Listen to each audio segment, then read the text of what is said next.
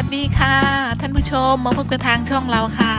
แชร์ข่าวเด็ดดีๆค่ะวันนี้อัปเดตพายุค่ะพายุลูกใหม่มาแล้วค่ะ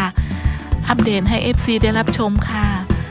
ขอบคุณ FC มากมายค่ะที่มีกำลังใจทางช่องเราค่ะแชร์ข่าวดีๆค่ะฝากกดไลค์กดแชร์กด Subscribe เพื่อจะไม่พลาดคลิปใหม่ๆค่ะวันนี้อัปเดตค่ะชมบรรยากาศค่ะพายุมาแล้วค่ะลูกใหม่ค่ะ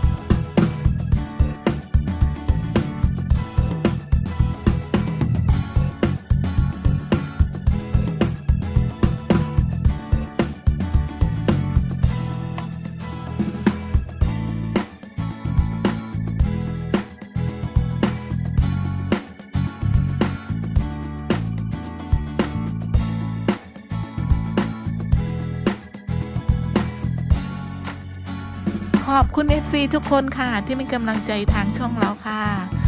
วันนี้ลาไปก่อนพบกันคลิปหน้าค่ะอย่าลืมกดกระดิ่งเตรียมไว้นะคะเพื่อจะไม่พลาดคลิปใหม่ๆค่ะสวัสดีค่ะ